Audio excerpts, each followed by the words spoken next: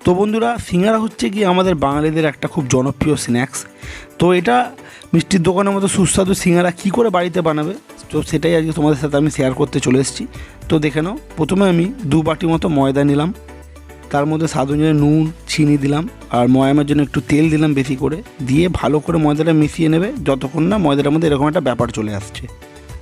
তারপরে জল, হালকা হালকা জল দিয়ে ময়দাটাকে একটু ভালো করে মেখে নিয়ে এরকম একটা গোল করে নেবে, নিয়ে হাতের মধ্যে একটু তেল লাগিয়ে ময়দাটা গায়ের ওপর দিয়ে একটু তেলটা লাগিয়ে রেখে এটাকে 10-15 মিনিট রেখে দাও। তারপরে কড়াইতে তেল নিয়ে কিছু বাদামকে একটু ভালো করে ভেজে নাও, তার মধ্যে একটু ঘি দিয়ে আর একটু 5 ফোড়ন অতি অবশ্যই দেবে, কারণ সিঙ্গারার যে স্মেলটাই 5 ফোড়ন দিয়ে আসবে।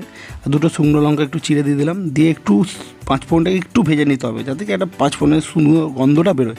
তারপর লঙ্কা আর আদাটাকে থেতো করে নিয়েছি, ওটা দিলাম, দেওয়ার পর ডুমো ডুমো করে কেটে রাখা আলু দিয়ে, হলুদ দিয়ে, নুন দিয়ে আর একটু চিনি দিয়ে ভালো করে এটাকে মিশিয়ে নিয়ে ঢাকা দিয়ে কম করে 10 মিনিট মতো রেখে দাও। তো তারপরে যখন ঢাকাটা ঠিক খুলবে দেখবে আলুগুলো পুরো এরকম নরম নরম হয়ে গেছে। তো তার মধ্যে এই রোস্টেড বাদামগুলো দিয়ে ভালো করে মিশিয়ে রেখে দাও। তো সিঙ্গারার ভেতরে পুর তো রেডি, এবার বাইরের খোলটা কী করে রেডি করতে হবে। তো ময়দাটাকে রেখে দিয়ে বেলে নিয়ে লম্বা করে এরকম বেলে নেবে, বেলে নেওয়ার পরে মাঝখান থেকে দেখো এরকম কেটে নেবে।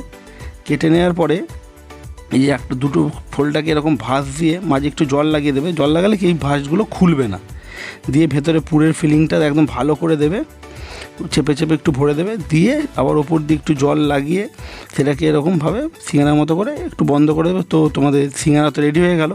তো এবার একটু মিডিয়াম গরম করা তেলে সিঙ্গারাগুলোকে দিয়ে একটু লাল লাল করে এরকম ছাকা ছাকা করে ভেজে নিলে দেখো তোমাদের সুস্বাদু দোকানের মতো সিঙ্গারা একদম বাড়িতেই রেডি হয়ে যাবে।